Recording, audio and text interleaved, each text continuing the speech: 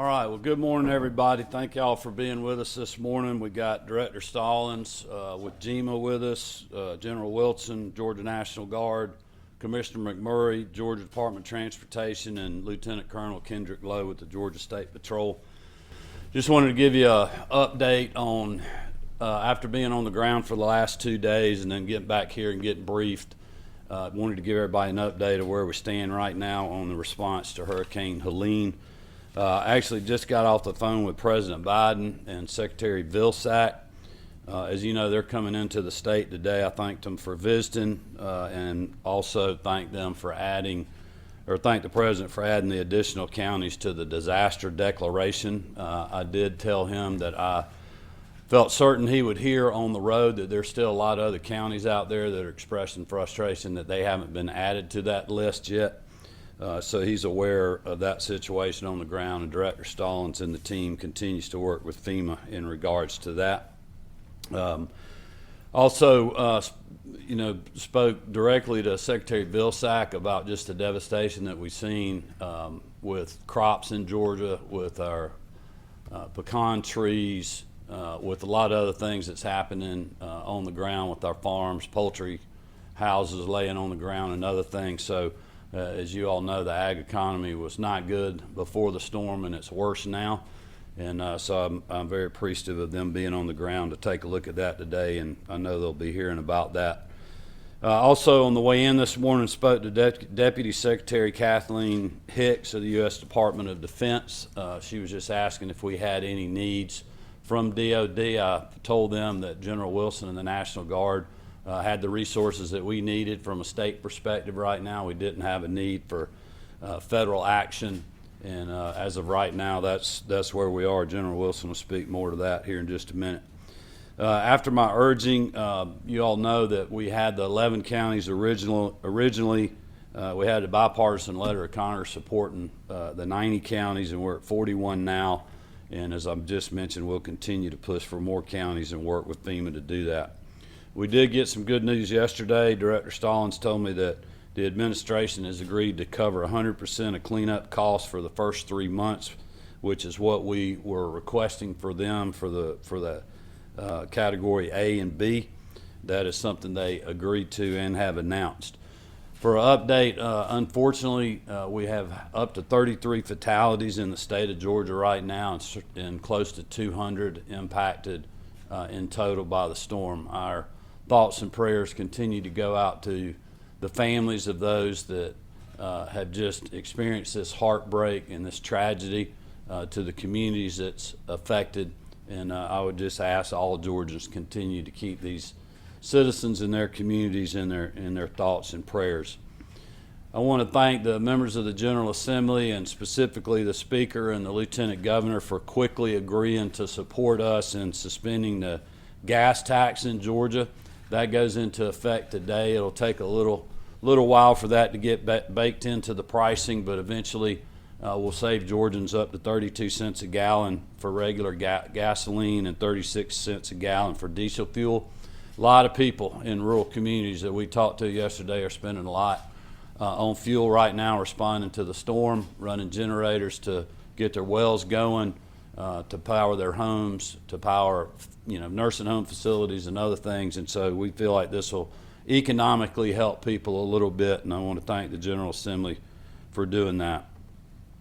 We also work with the Department of Revenue and appreciate them waiving the penalties for using dyed diesel fuel. We started getting reports when we were on the ground about there's plenty of fuel out there. The problem is getting the fuel out of the tanks into vehicles or into storage containers because of the power situation. So we've allowed individuals to use off-road diesel on road. So people have farm supplies and other things, they can use that in any vehicle they got. We would encourage them to do that, and we'll keep people posted when we end that waiver. But currently in the state of emergency, we're going to allow people to do that. You'll hear from General Wilson, as I mentioned earlier. We're now at almost 2,000 Georgia National Guard citizen soldiers working across our state. They're doing an incredible job. Marty and I had the opportunity to visit with a lot of them when we were on the road the last couple of days. They are working very hard loading water into trucks, chainsaw cut teams clearing roads, clearing lines for power companies, distributing meals, getting pods set up, just incredible work. But we're at almost 2,000 strong now. Power update, roughly 270,000 meters are still out or customers. That's down from a peak of about 1.3 million. Georgia Power has roughly 200,000 still without power. They've restored power to over 1.14 million customers, which is about 85%. I've been told they feel like later today or tomorrow they'll be at 90% of people back online. Just to put this in perspective, I know there's a lot of people that are frustrated out there, and I can certainly appreciate that. And Marty and I felt that when we were on the road yesterday, but also told them this is unprecedented that we're dealing with. Previously, the worst storm Georgia Power had ever dealt with, they had 1,700 poles that needed to be replaced. Currently, there are over 8,000 that have to be replaced. So this is just a significantly larger power outage storm that we've ever dealt with in the history of our state. They have more than 21,000 spans of wire down on the ground, which equals about 1,000 miles of wire that they have to get back up or either replace. Over 1,500 transformers were damaged. They had over 3,200 trees on power lines that they're having to clear. Some of those are over swamps, and they're having to actually use helicopters to remove trees from transmission lines, which is just incredibly dangerous and incredibly talented people that are doing that work. They now have over 20,000 personnel working to get power back on. Our EMCs, 162,000 outages, primarily in south central, southeast, and east Georgia. That is down from a peak of 435,000 outages affecting 1.25 million customers. They had 26 substations and approximately 20 high voltage transmission lines out of service from peak damage. 80% of transmission is now restored. Several of the EMCs are literally having to completely rebuild the network. The damage was so bad. They have more than doubled their workforce, but I would tell you, their customers are mainly in rural Georgia. It's a long way distance-wise between metering points, and it just takes a lot of time to get those poles and to get that network built back up. But we're appreciative of everything that they're doing, and I know they're working as hard as they can. One note of power, if people are using generators out there, unfortunately we lost 3 lives in Chatham County to carbon monoxide poisoning from a generator. So just make sure, and I appreciate the media helping us message this, to make sure that your generator is placed a safe distance from your home or your shop or wherever it is that you're staying, to make sure that we do not have any more fatalities from generator episodes and carbon or CO2 deaths. I told every county I went to yesterday in my opening remarks that no one was spared in this storm, and we've certainly seen that from the Big Bend area of Florida all the way through our state, through South Carolina, North Carolina, parts of Alabama, and Tennessee. And the stories that we heard and the things that we now know just really hits home for these communities and the families. One of the first lives lost was a first responder, Leon Davis, the Blackshear Fire Deputy Assistant Chief, when a tree fell on his truck while responding to a call. Trying to help those in need, he lost his own life. A 27-year-old mother in Thompson, Georgia, McDuffie County, and her 1-month-old twin boys were crushed by a falling tree when it hit their home. In Washington County, where Marty and I both were yesterday, a 7-year-old boy and a 4-year-old girl died when a tree fell on their home, trapped them inside that burning house. Marty and I had the opportunity to speak to both sets of first responders that had to respond to those calls. You can imagine the toll it's taken on them, on their colleagues, and on that local community. So again, I would ask all Georgians to keep these individuals and those families in your thoughts and prayers. and also it is a reminder for us to watch out for each other from a mental health perspective. A lot of these people are working extremely long hours, putting themselves and their community ahead of their own families and their own homes that have trees laying on them, and just keep an eye on these individuals, make sure that they're getting the help that they need. And as the First Lady always reminds us, we got the 988 hotline number and other resources available for those individuals. There was also some incredible stories of search and rescue. We heard one, I believe it was the Forestry Commission folks got to a lady that got so scared in her home during the storm, she got in her car to try to drive away from it. The road got blocked in front of her. She tried to back up. Trees started falling, blocked her in, basically trapped her in her car in the middle of her driveway. Trees completely surrounding the vehicle. She couldn't get out of the vehicle. Thankfully, none of them hit the car. But 3 days later, because the Georgia Forestry Commission and first responders were checking every home, they found her and got her out of that car and saved her life. But she'd been in there for 3 or 4 days. Those are the kind of stories that we heard when we were on the road out there. It's just amazing what our first responders were doing. There was an older lady, that same type story. She was trapped in her home for several days, and we finally, or the local first responders finally got to her, literally saved her life as she was starting to run out of food or water.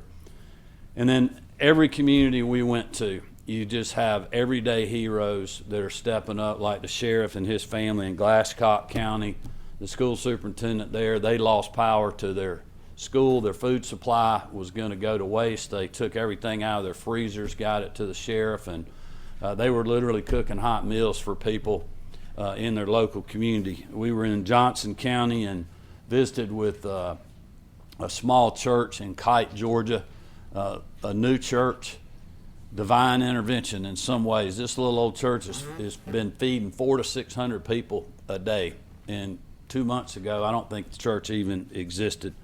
But to hear the people that are telling those stories and doing that good work reminds you of what a resilient state that we live in, and just what good people we have. And it's so heartwarming to see people coming together in times like this and in a time of need. We also had a pastor in Sandersville that prayed for us in the parking lot. And probably one of the best pictures I've seen of this whole storm episode was in Valdosta on Saturday, when we were doing our press conference, and First Lady Marty Kemp was standing right beside me with a big white T-shirt that had big red letters on it that said "Pray," and somebody had given that to her in a previous storm at the State Operations Center over at GEMA, and that really said it all about really how this response started. And we'll continue to pray for everybody that's working so hard out there. We also had the opportunity at the end of the day on Tuesday night, when we ate dinner at a little Mexican restaurant in Dublin. We saw a bunch of first responders.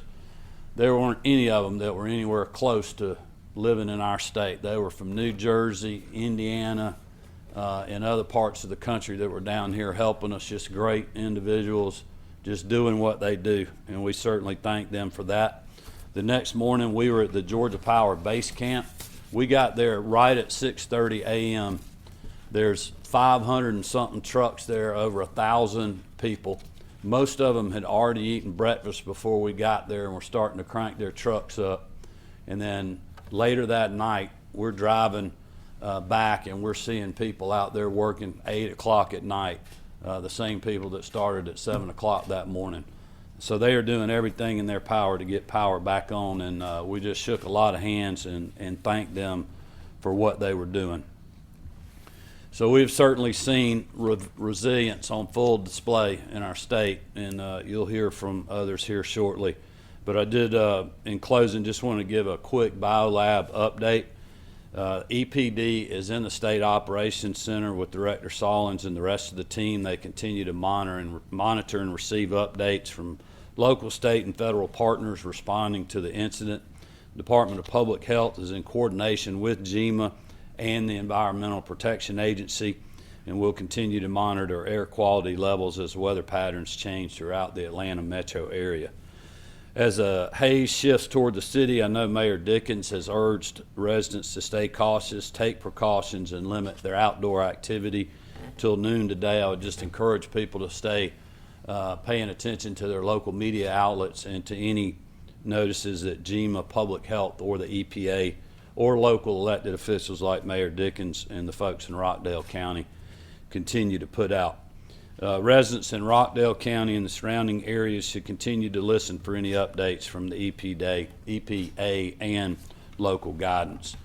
With that, I'm going to let's hear from the rest of the team, and then we'll be glad to take some questions when we get finished. Thank you. General Wilson. Yes, sir. Thanks. Hey, well, good morning.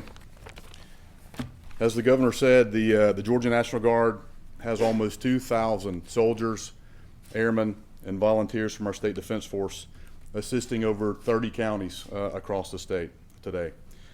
Some of the missions that we've supported and that we're going to continue to support so far are providing debris clearance teams in an effort to assist the power companies just getting back into some of the affected areas so that they can get the power back onto our communities. We're transporting critical supplies, and we're doing this daily. Critical supplies across the state: water, generators, food. We're doing it by ground and air. I mean, today we're going to be using C-130s to pick up food and water from other states and bring in to Georgia. And then once we get the commodities out into the affected area, into the affected counties, we're using our soldiers and airmen to then further distribute, further push those supplies out to those that need it most. We place liaison teams in all of our counties, and we're doing that at the emergency management centers, and we're doing that just so that we can help coordinate the response efforts, help get things that are much needed a whole lot faster into the affected area. We're also keeping, like the governor said, we're keeping our eye on our neighboring states as well, just in the event that there's additional capacity or capability that's required. And then I'm working closely with Director Stallings, and we're making continual assessments to determine just how to best support those in need and alleviate any additional suffering as we move forward. Lastly, I too want to thank the entire team. I mean, our communities, our citizens in the communities are certainly very resilient, as the governor stated. Our private partners, volunteers, I mean, obviously our local, our state, and our government, and our federal government all working together. Just a lot of hard work going on just across the state. This storm left a tremendous amount of devastation, but the response efforts by all involved have been phenomenal. The Georgia National Guard is not going anywhere. Our soldiers, airmen, and volunteers from our state defense force live in many of the communities affected by the storm. They live and work there. Their kids go to school there. They go to church there. So we're gonna be committed to helping get us all through this. And so happy to answer any questions that you may have about our response efforts after this, and just thank you very much.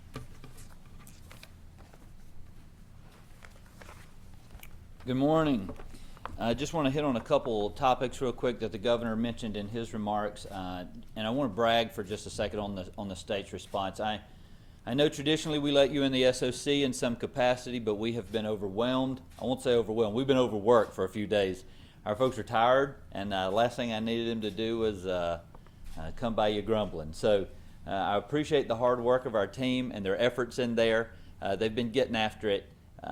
Bragging on some of the folks standing up here, Major General, he was very modest in his response. His team is out there, and they are doing a fabulous job. You should be extremely proud. As he mentioned, last night we found a capacity that we needed out of Arkansas and Louisiana, and so C-130s are en route right now to pick up additional resources to make that happen, and so we're so appreciative.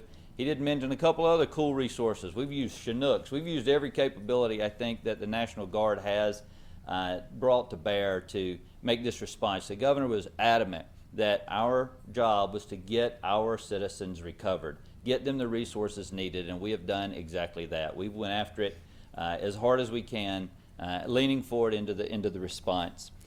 In that pickup today, we're going to pick up 1,824 pallets of MREs that we'll be able to give out to those locally That's the equivalent of 31 tractor trailer loads worth of supplies that we'll be bringing into the state via air and other means just today. I want to thank some of our neighbors. As the governor mentioned, we've got a lot of response, and we've got generators and other resources that have come in from other states, New Jersey, as we've mentioned. We just said Arkansas, Louisiana. We've got an IMT team that's we just finished paperwork that's rallying in Montana that's coming down to South Georgia to help us work through the process of the response. We're appreciative of our federal partners that have been in there with us the whole time. They pre-positioned. As soon as the governor signed the state of emergency, we brought in federal resources into the SOC, and we've been working night and day to ensure the response was everything that Georgia expected it to be from our team. Couple highlights I want to hit on for this weekend, though. We've already had a significant weather event. I know we've been monitoring the Gulf. The Gulf has been, a big question mark for us. So it appears that that system is going to move primarily through Florida. But I would say those in South Georgia and extreme South Georgia could see up to an inch of rain. So we just ask with patience there. It is going to be a nuisance on response and recovery, but we're not going to stop. We're not going to quit. We're going to be there supporting those. We've brought in an additional 130,000 tarps that will be delivered today that will be sent out. I know there's a lot of folks that's been asking, where are our tarps? And we've issued well over 100,000 already. So we'll be up to close to 250,000 tarps that will be across South Georgia in the next couple days. And so with that, I'll turn it over to Commissioner McMurray. He's going to provide some updates. But I just want to thank again the state's response and the support agencies. DPS, they've had us. They've been escorting a lot of generators around the state. It's been amazing, the response that they've given, and certainly Commissioner McMurray and his team, they have absolutely been out there night and day, and all our state agencies, Georgia Forestry, DNR, you name it, DOC, DJJ, GBI, and the list goes on for the response. And so, Governor, I'm appreciative of your full endorsement of us allowing us to utilize what was needed to get the job done, sir.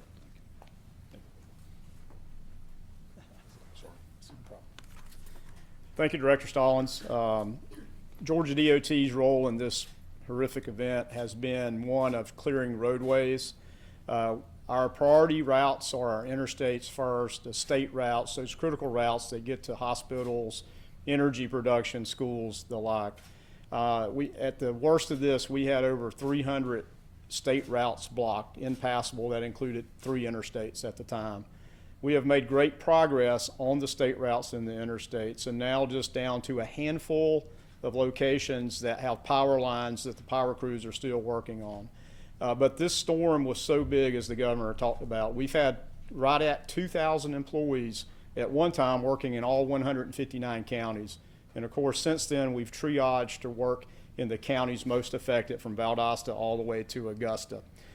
This storm impacted 32,000 miles of roads just in the 41 declared counties. Now, again, 90 counties, you can pretty much double that. So you're talking about over 60,000 miles of roadways that are impacted, as you heard the governor, with power line crews, with over 1,000 miles of power lines that have to be rebuilt. But just think about trying to traverse over 60,000 miles of road just to see what the conditions are. I'm very proud of the women and men of the Georgia Department of Transportation for them providing the ability to get emergency vehicles through and power companies through. Our goals are first, to make it passable. That means that you can just get around. And today, we're down to only a handful of routes, literally about 5 to 7, that are just remain passable due to power lines. Everything else is our second priority. We try to get the roads fully open, but trees may be right up to the edge of pavement. Sometimes they may be encroaching in the edge of pavement. So we need everybody to still be aware that the roads are not fully open, even though all lanes appear to be open. And regrettably, we're still having trees fall. And with the power line work, sometimes they have to take trees out and then block a road again. So we need to ask everybody to still remain vigilant and remain as a defensive driver, because you never know what's going to be right around the corner. And then thirdly, our priority is, once we get cut to white line, is coming to push back the debris to make sure that if there's an errant vehicle or somebody needs to pull over, or if you got to pass a convoy of the National Guard or other resource agencies, there's places to safely maneuver over. So we're beginning that. But our first priorities are always those high routes. But now, again, this is a statewide event. We are working with all the counties in the affected area. In fact, we have our resources and consultant resources, some 50 consultant contractor crews working in 10 counties of the 41 counties in the declared area. And we're reaching out to each county, too, to say, what can we do to help get you white line to white line, or passable to white line to white line. So we're, again, moving into the cities and the counties trying to provide the relief that they need. Out of those 32,000 miles of roads impacted in the 41 counties, the majority of those are city, streets, and county roads. So you can understand that this is still many, many days of cleanup to get the roads fully passable. I need to update you on another critical issue, traffic signals. So we've had 106 signals today that still have to be repaired or rebuilt totally. They're just totally damaged, they're non-functional, they're not working. That's going to take us some time. We have full resources working on that. The 106 signals, the majority of them are in Augusta, Richmond, and Columbia County. So we're redeploying forces from all over the state, including consultant contractors, to help get those 106 signals back online. When you come to a signal that is not functioning, it is a four-way stop. I got to re-emphasize that. It is a four-way stop. Even if there's part of a signal hanging there and you're saying it doesn't look like a signal, please, you got to treat it as a four-way stop. We don't need anyone else to be hurt or injured. We still have 146 traffic signals that are functional but don't have power. And so as power keeps coming on, these will be back functional. But if you put that together, that's 250 some odd signals that are not working at the moment. So we just ask everybody, if you're out and about, please be cognizant of the signals that are not working. We're going to ask you to limit your travel in these most affected areas as well, while we work, again, to try to get signal power back on and signals rebuilt. That leads me to the third thing, signs. There are thousands of signs that are either bent over, damaged, or just plain missing. We've already replaced over 2,600 signs across the state. And the signs that we replace first are the red signs, the important ones, the stop signs, the yield signs, the wrong way signs. But there are still thousands of signs that are missing. So we ask that you, again, be a defensive driver. If you know that there used to be a stop sign at this location, please treat it as a stop sign is there. We're trying our best. And again, state routes and interstates, obviously we're in our first priorities, but working with cities and counties, there are a lot of signs that are just plain gone. So again, please be a defensive driver and treat the roads safely as we go. Again, last word is please limit your travel. Give the power crews, again, room to work. Give our crews, the Guard, Forestry Commission, DNR, everybody's out there that's still trying to get the roads passable and get them safed up, the room to work. And I'll turn it back to you, Governor. Thank you. All right, well, thank you everybody again for just all the work that you've been doing. I know Colonel Hitchens couldn't be with us today, but I know Lieutenant Colonel Lowe, the rest of the Department of Public Safety, Georgia State Patrol have been a big help to the locals, especially a lot of them very tired. Deputies needed rest, so we augmented a lot of the night patrols in places like, literally from Augusta all the way down to Homerville and Clinch County. So we appreciate the State Patrol's good work, and it's been relatively quiet on their front, which we are glad of. So with that, we'll open it up and take your questions. Richard. Governor, obviously you and the First Lady have been to all 159 Georgia counties. What were your thoughts, particularly Tuesday and Wednesday, outside of the Valdosta and Augusta, driving up to these places that you've been to many times before and seeing them? And what were the people saying to you as they saw you driving? Well, for somebody that literally came into office with the aftermath of Hurricane Michael, which happened when Governor Deal was governor, but it was during the transition, so I was involved in being down in those communities and involved in the response afterwards and then the disaster relief part of it. So I got to see a lot of that damage. I've seen, my fair share of tornadoes as Secretary of State, having to deal with, election precincts, trying to get them back up and running at this time of year before certainly, the flooding we saw in Tropical Storm Debbie and other storms, hearing stories like Hurricane Idalia. The Colquitt EMC CEO said the other day in Idalia, which is the worst storm they ever had, they had 500 poles they had to replace. They have over 1,000 for this storm. And then when we literally, I mean, we've been on the ground really from Valdosta all the way up through, Augusta, Evans and Columbia County, and then to Thompson and Duffy County. And just the width of the destruction compared to even Hurricane Michael is so much greater. And literally driving down, some of these state routes and seeing chicken houses laying on the ground, a whole pecan orchard, every tree laid over. I mean, it's just 100% destruction. We talked to one farmer that literally had 10 chicken houses on the ground, and he's lost every ability to have any revenue off his farm this year. That's the level of destruction that's out there, and it's just so much more widespread. I don't know if people have seen the aerial satellite photograph of at night of seeing the power outages that came from the Big Bend area of Florida. The swath that went through Georgia, I mean, it's like I said earlier, it's like a 230-mile, 240-mile tornado went through our state. Arch. Do we know anything about the FEMA, if we've gotten anything yet? Because I know some people in Augusta said they've tried to apply, but then they're going back and forth and haven't received assistance. Can we elaborate and help? I may let Director Stallings speak to this FEMA. So with the announcement of the individual assistance and the public assistance programs, we've had to sign some documents. All that's been turned on now, and so you go to the website. We understand it takes a little bit. A lot of it's been connectivity issues, making sure that those in the community can get out and also get those resources back. You should start seeing as early as this weekend DSA or disaster survival assistance teams from FEMA. They'll be on the ground doing surveys, starting to talk to the community, take those collection points, and then as early as next week, we'll see what's called disaster recovery centers, or DRCs, being set up by both the federal and state support there to support the locals. Our goal right now is to have at least 20 of those set up initially, and then 5 mobile units so that we can get to those that are hardest hit to make sure they can get those resources to them. That'll start across the state as early as next week. So we understand the process. Again, unfortunately, the only thing that happens quick in this is the storm itself. We work through these processes, though.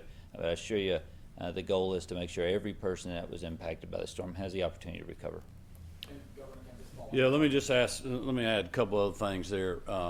So our insurance commissioner, John King, told me today he's headed to Valdosta. They're opening facilities up where people can get help with their insurance needs and insurance adjusters and other things. So you have them working on that. I know our ag commissioner, Tyler Harper, is on the ground reminding farmers to document, working with farm service agencies and the federal response. Obviously, we talked to Secretary Vilsack about that earlier today. And then also, I think a good resource for communities like that is the congressional offices. I know they'll be getting stood up and be able to help with constituent services on FEMA too. Is there the power as well with Augusta?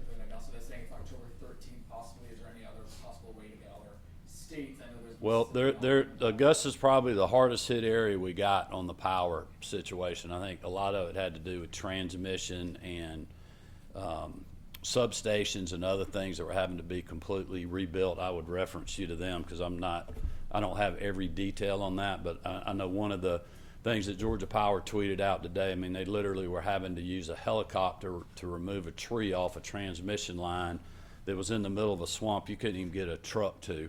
There was somebody out there in a boat, signaling directions to them. So that's the level of destruction that was out there and what we're having to deal with. But again, I think they're making a lot of headway in the Augusta area, and hopefully you'll see that here over the next 24 to 48 hours. Governor, on the biolab fire, that facility has had a history of repeated violations. This is not even the first fire that's happened at the biolab facility. Do you intend on looking at enforcement action by EPD, having EPD present anything to you on? Yeah, I would just refer you to EPD or EPA on any enforcement actions. I mean, they have the leverage to do that. If there are violations, that's what they do every day. They don't need direction from me on that. I tell them to do their job, and that's what they do. I mean, our immediate posture is we're trying to help coordinate the response to the incident. And I know Director Stallings can probably speak more to that than I can on the communications that we've had with EPA, who I think is the lead agency on the biolab. So you know, I would certainly refer you back to them on that too. Do you have anything else you want to add to that? Okay. Can I ask a follow-up on the biolab? With the fire coming a short time after the storm came through, is there any indication that high winds may have damaged the facility before those, before the fire happened? I mean, is there any indication that those events are? Well, I mean, I certainly have not heard that, but I don't know. I would just refer to Rockdale. They're investigating that. Governor, back to the storm damage. Can we get an updated cost of the damage and the recovery? Well, it's not near what it's going to be, but I'll let Director Stallings give you the latest number, but it's going to grow substantially. Yeah, from as of this morning, we've received information, just preliminary results from about 50 counties so far, and we're around 417 million, and that number's expected to grow exponentially. I mean, just to put that in perspective, I talked to 2 different landowners that had lost in the double-digit millions, 10 million, over 10 million, one of them over $20 million worth of timber that's laying on the ground. And that's 2 people and 2 landowners. So it'll be significant on the ag side with literally everybody was in the path of the storm. Pretty much everybody was on the right side of the storm. I think the cotton crop will be almost a complete loss. A lot of the pecan crop will be a complete loss, or at least a complete loss for the affected counties there. So it's going to be significant, not to mention the structures that have been damaged, the amount of money it's taken to rebuild the transmission lines and the power lines. I mean, it's going to be a lot. Governor, we remember last time after Michael, there were some bureaucratic snafus that prevented farmers and growers from getting the federal help that they needed. Any indication now, trying to make sure that pipeline is going to be flowing sooner? Well, I think we have a better process for this now because of the politics of that at the time, which is very frustrating for me.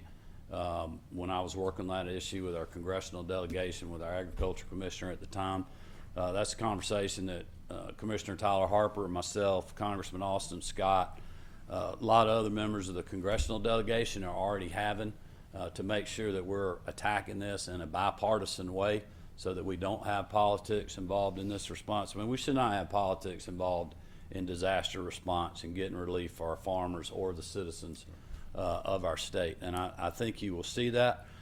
Our hope is that if there's a supplemental done, which I think they probably would be for the ag side of this, that money is block granted to the states like it was last time, which allows us to really cut out a lot of the red tape and the bureaucracy and get the relief directly to the producers that need it.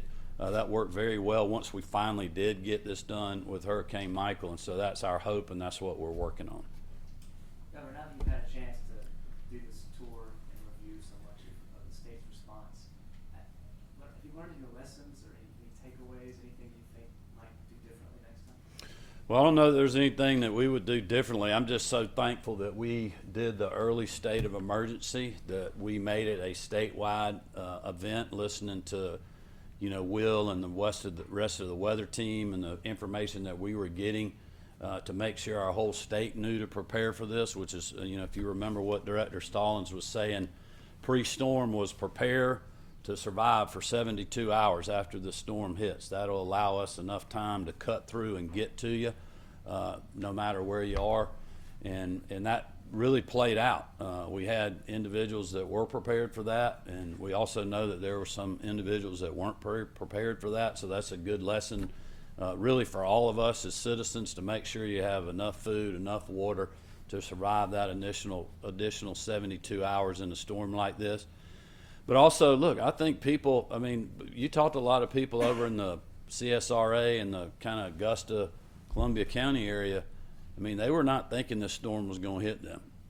And I think a lot of people got blindsided. So it's a good lesson for all of us.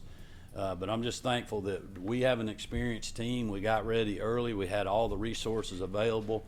The emergency, the state of emergency that we did allowed Director Stallings to really pull every resource into the State Operations Center, our private sector partners like the Red Cross and federal partners like FEMA, so that we were ready when the storm hit, and we were responding literally as soon as it was safe to do so afterwards. I do think, we've experienced, and you do this in every storm, is just there's a lot of turnover in emergency management. So sometimes you don't have as experienced people on the ground at the county level or city level as you might from one county to another.